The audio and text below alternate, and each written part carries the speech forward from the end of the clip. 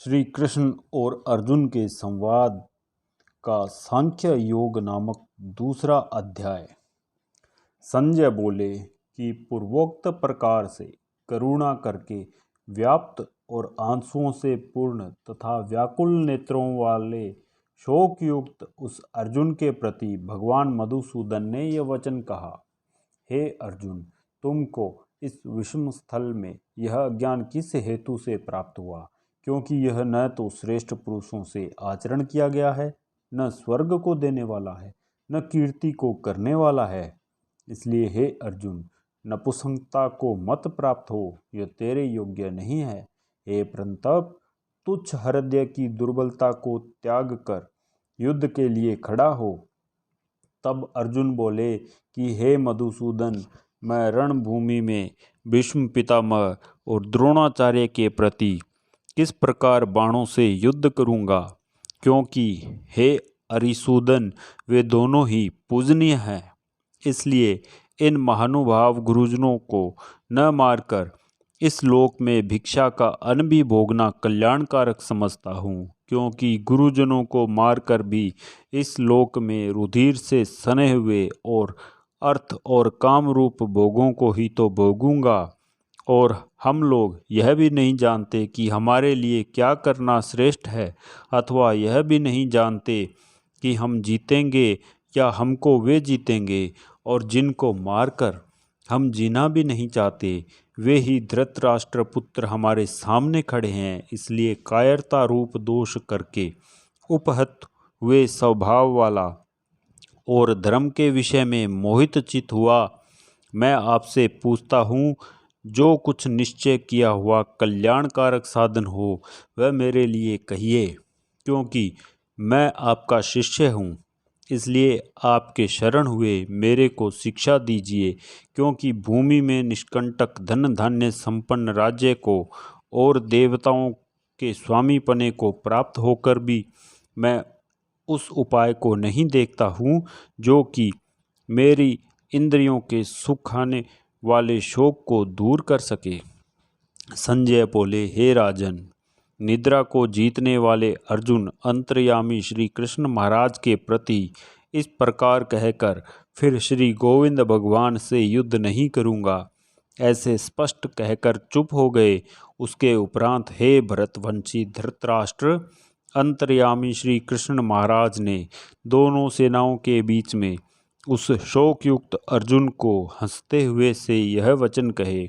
हे अर्जुन, तू न शोक करने योग्यों के लिए शोक करता है और पंडितों के से वचनों को कहता है, परंतु पंडित जन जिनके प्राण चले गए हैं उनके लिए और जिनके प्राण नहीं गए हैं उनके लिए भी शोक नहीं करते हैं। क्योंकि आत्मा नित्य है, इसलिए शोक करना अयुक्त है। वास्तव में न तो ऐसा ही है कि मैं किसी काल में नहीं था, अथवा तू नहीं था, अथवा ये राजा लोग नहीं थे, और न ही ऐसा ही है कि इसमें आगे हम सब नहीं रहेंगे। किंतु जैसे जीवात्मा की इस देह में कुमार, युवा और वृद्धावस्था होती है, वैसे ही अन्य शरीर की प्राप्ति होती है। उस विषय में धीर पुरुष मोहित होता है। अर्थात जैसे कुमार, युवा और जरावस्था रूप स्थूल शरीर का विकास अज्ञान से आत्मा को में भासता है, वैसे ही एक शरीर से दूसरे शरीर को प्राप्त होना रूप सूक्ष्म शरीर का विकार भी अज्ञान से ही आत्मा में भासता है। इसलिए तत्व को जानने वाला धीर पुरुष इस विषय में नहीं मोहित होता है। हे कुंती पुत्र, सर्दी, गर्मी और सुख दुख को देने वाले इंद्रिय और विषयों के संयोग तो क्षण भंगुर और अनित्य हैं। इसलिए हे भरतवंशी अर्जुन, उनको तू सहन कर। क्योंकि हे पुरुष श्रेष्ठ, दुख सुख को समान समझने वाले जिस धीर पुरुष को ये इंद्रियों के विषय व्याकुल नहीं कर सकते, वह मोक्ष के लिए योग्य होता है। और हे अर्जुन, असत वस्तु का अस्तित्व नहीं है और सत्य का अभाव नहीं है। इस प्रकार इन दोनों का ही तत्वज्ञानी पुरुषों द्वारा देखा गया है। इस न्याय के अनुसार नाश रहित तो उसको जान कि जिससे यह संपूर्ण जगत व्याप्त है, क्योंकि इस अविनाशी का विनाश करने को कोई भी समर्थ नहीं है। और इस नाश रहित अपरमेय नित्य स्वरूप जीवात्मा के ये सब शरीर नाशवान कहे गए हैं। इसलिए हे भरतवंशी अर्जुन, तू युद्ध कर। जो इस आत्मा को मारने वाला समझता है तथा जो इसको मरा मानता है, वे दोनों ही नहीं जानते हैं, क्योंकि यह आत्मा न मारता है और न मारा जाता है। यह आत्मा किसी काल में भी न जन्मता है और न मरता है, अथवा न यह आत्मा को ही करके फिर होने वाला है, क्योंकि यह अजन्मा, नित्य, शाश्वत और पुरातन है। शरीर के नाश होने पर भी यह नाश नहीं होता है। हे प्रथा पुत्र अर्जुन, जो पुरुष इस आत्मा को नाश रहित, नित्य, अजन्मा और अव्यय जानता है, वह पुरुष कैसे किसको मरवाता है और कैसे किसको मारता है। और यदि तू कहे कि मैं तो शरीरों के वियोग का शोक करता हूँ, तो यह भी उचित नहीं है, क्योंकि जैसे मनुष्य पुराने वस्त्रों को त्याग कर दूसरे नए वस्त्र को ग्रहण करता है, वैसे ही जीवात्मा पुराने शरीर को त्याग कर दूसरे नए शरीरों को प्राप्त होता है। हे अर्जुन, इस आत्मा को शस्त्र आदि नहीं काट सकते हैं और इसको आग नहीं जला सकती है। इसको जल गीला नहीं कर सकते हैं और वायु नहीं सुखा सकता है, क्योंकि यह आत्मा अछेद्य है। यह आत्मा अदाह्य है, अक्लेद्य है और अशोष्य है, तथा यह आत्मा निसंदेह, नित्य, सर्वव्यापक, अचल, स्थिर रहने वाला और सनातन है। यह आत्मा अव्यक्त अर्थात इंद्रियों का अविषय और यह आत्मा अचिंत्य है अर्थात मन का अविषय और यह आत्मा विकार रहित अर्थात न बदलने वाला कहा गया है। इससे हे अर्जुन, इस आत्मा को ऐसा जानकर तू शोक करने योग्य नहीं है, अर्थात तुझे शोक करना उचित नहीं है। यदि तू इसको सदा जन्मने और सदा मरने वाला माने तो भी हे अर्जुन, इस प्रकार शोक करने को योग्य नहीं है, क्योंकि ऐसा होने से जन्मने वाले की निश्चित मृत्यु और मरने वाले का निश्चित जन्म होना सिद्ध हुआ। इससे भी तू इस बिना उपाय वाले विषय में शोक करने को योग्य नहीं है।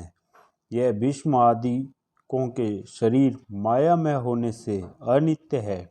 इससे शरीरों के लिए भी शोक करना उचित नहीं, क्योंकि हे अर्जुन, संपूर्ण प्राणी जन्म से पहले बिना शरीर वाले और मरने के बाद भी बिना शरीर वाले ही हैं। केवल बीच में ही शरीर वाले प्रतीत होते हैं। फिर उस विषय में क्या चिंता है? हे अर्जुन, यह आत्म तत्व बड़ा गहन है।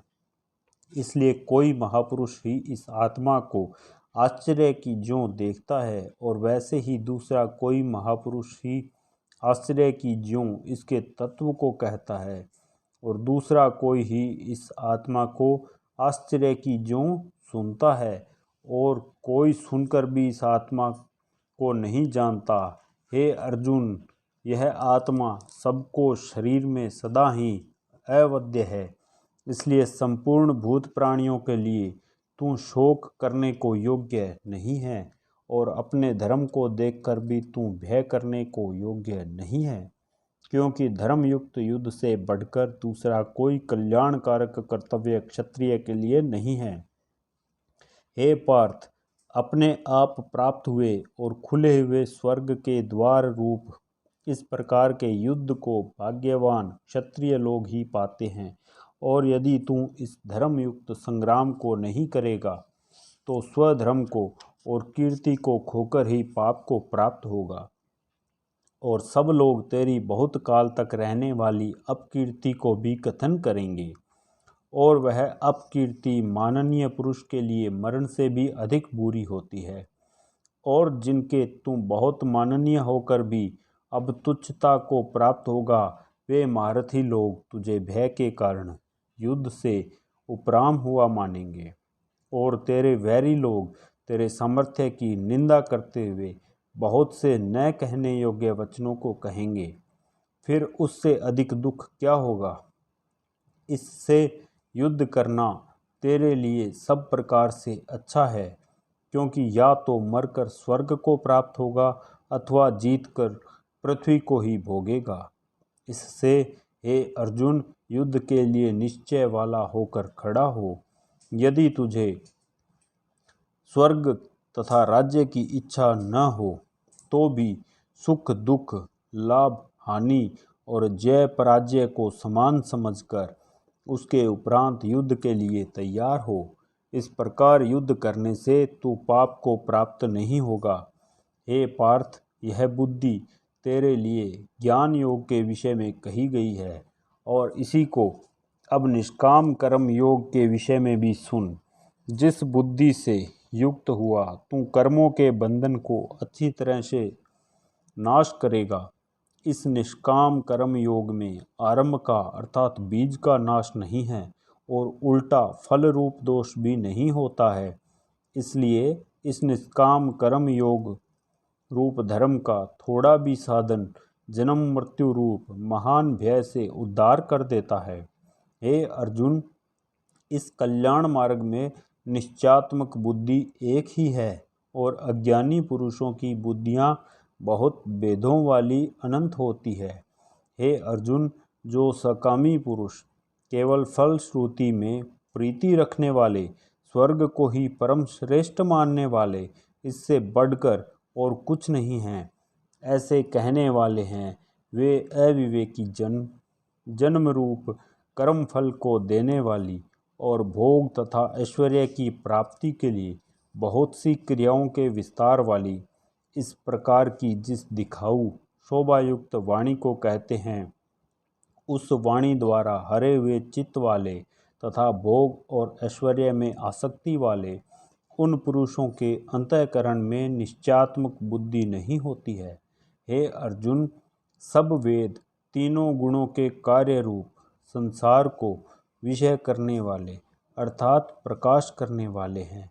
इसलिए तू असंसारी अर्थात निष्कामी और सुख दुख आदि द्वंद्वों से रहित नित्य वस्तु में स्थित तथा योग क्षेम को न चाहने वाला और आत्मप्रायण हो, क्योंकि मनुष्य का सब ओर से परिपूर्ण जलाशय के प्राप्त होने पर छोटे जलाशय में जितना प्रयोजन रहता है, अच्छी प्रकार ब्रह्म को जानने वाले ब्राह्मण का भी सब वेदों में उतना ही प्रयोजन रहता है।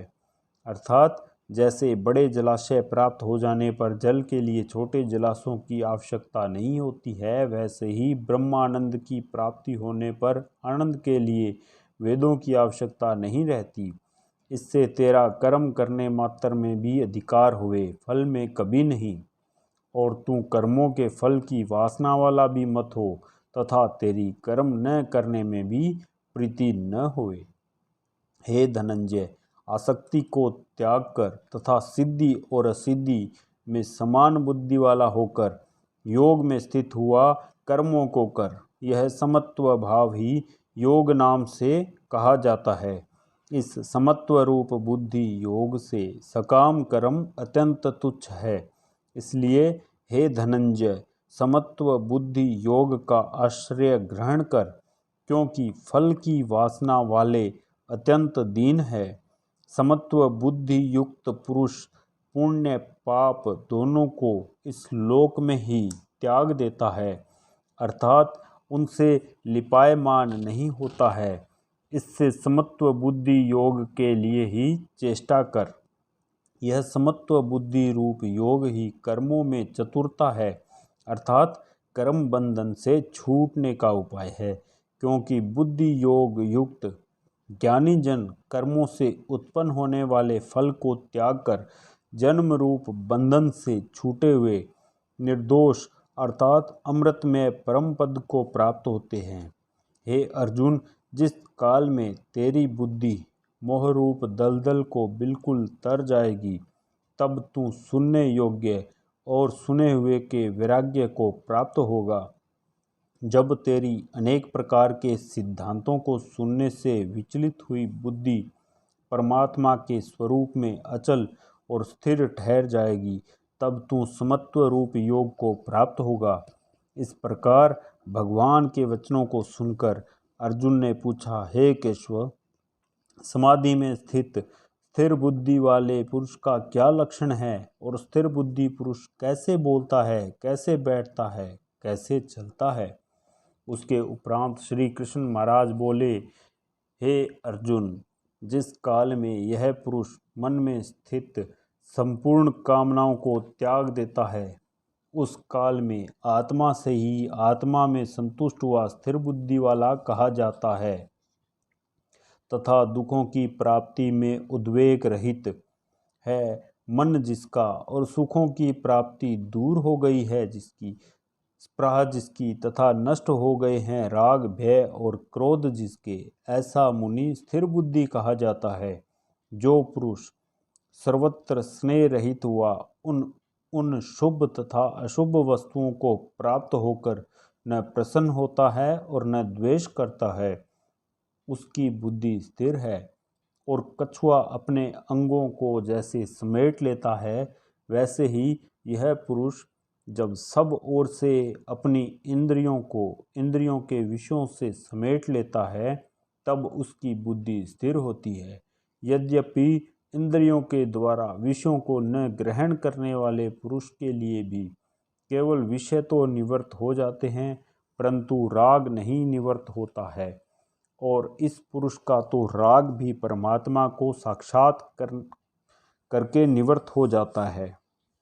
और हे अर्जुन, जिससे कि यत्न करते हुए बुद्धिमान पुरुष के भी मन को प्रमथन स्वभाव वाली इंद्रियां बलात् हर लेती है, इसलिए मनुष्य को चाहिए कि उन संपूर्ण इंद्रियों को वश में करके समाहित चित हुआ मेरे प्रायण स्थित होवे, क्योंकि जिस पुरुष के इंद्रियां वश में होती है उसकी ही बुद्धि स्थिर होती है। हे अर्जुन, मन सहित इंद्रियों को वश में करके मेरे परायण न होने से मन के द्वारा विषयों का चिंतन होता है, और विषयों को चिंतन करने वाले पुरुष की उन विषयों में आसक्ति हो जाती है, और आसक्ति से उन विषयों की कामना उत्पन्न होती है, और कामना में विघ्न पड़ने से क्रोध उत्पन्न होता है। क्रोध से अविवेक अर्थात मूढ़ भाव उत्पन्न होता है, और अविवेक से स्मरण शक्ति भ्रमित हो जाती है, और स्मृति के भ्रमित हो जाने से बुद्धि अर्थात ज्ञान शक्ति का नाश हो जाता है, और बुद्धि के नाश होने से यह पुरुष अपने श्रेय साधन से गिर जाता है। परंतु स्वाधीन अंतःकरण वाला पुरुष राग द्वेष से रहित अपने वश में की हुई इंद्रियों द्वारा विषयों को भोगता हुआ अंतःकरण की प्रसन्नता अर्थात स्वच्छता को प्राप्त होता है। उस निर्मलता के होने पर इसके संपूर्ण दुखों का अभाव हो जाता है। उस प्रसन्न चित्त वाले पुरुष की बुद्धि शीघ्र ही अच्छी प्रकार स्थिर हो जाती है। हे अर्जुन, साधन रहित पुरुष के अंतःकरण में श्रेष्ठ बुद्धि नहीं होती है, और उस अयुक्त के अंतःकरण में आस्तिक भाव भी नहीं होता है, और बिना आस्तिक भाव वाले पुरुष को शांति भी नहीं होती। फिर शांति रहित पुरुष को सुख कैसे हो सकता है? क्योंकि जल में वायु नाव को जैसे हर लेता है, वैसे ही विषयों में विचरती हुई इंद्रियों के बीच जिस इंद्रिय के साथ मन रहता है, वह एक ही इंद्रिय इस अयुक्त पुरुष की बुद्धि को हरण कर लेती है। इससे हे महाबाहो, जिस पुरुष की इंद्रियां सब प्रकार इंद्रियों के विषयों में वश में की हुई होती है, उसकी बुद्धि स्थिर होती है। और हे अर्जुन, संपूर्ण भूत प्राणियों के लिए जो रात्रि है, उस नित्य शुद्ध बोध स्वरूप परमानंद में भगवत को प्राप्त हुआ योगी पुरुष जागता है, और जिस नाशवान क्षणभंगुर सांसारिक सुख में सब भूत प्राणी जागते हैं, तत्व को जानने वाले मुनि के लिए वह रात्रि है। जैसे सब ओर से परिपूर्ण अचल प्रतिष्ठा वाले समुद्र के प्रति नाना प्रकार की नदियों के जल उसको चलायमान न करते हुए उसी में समा जाते हैं, वैसे ही जिस स्थिर बुद्धि वाले पुरुष के प्रति संपूर्ण भोग किसी प्रकार का विकार उत्पन्न किए बिना ही समा जाते हैं, वह पुरुष परम शांति को प्राप्त होता है, न कि भोगों को चाहने वाला। क्योंकि जो पुरुष संपूर्ण कामनाओं को त्याग कर ममता रहित और अहंकार रहित सप्रेहा रहित हुआ बरतता है, वह शांति को प्राप्त होता है। हे अर्जुन, यह ब्रह्म को प्राप्त हुए पुरुष की स्थिति है। इसको प्राप्त होकर योगी कभी मोहित नहीं होता है और अंतकाल में भी इस निष्ठा में ही स्थित होकर ब्रह्मानंद को प्राप्त हो जाता है। इति श्री मद्भगवत गीता रूपी उपनिषद एवं ब्रह्म विद्या तथा योग शास्त्र विषयक श्री कृष्ण और अर्जुन के संवाद में सांख्य योग नामक दूसरा अध्याय।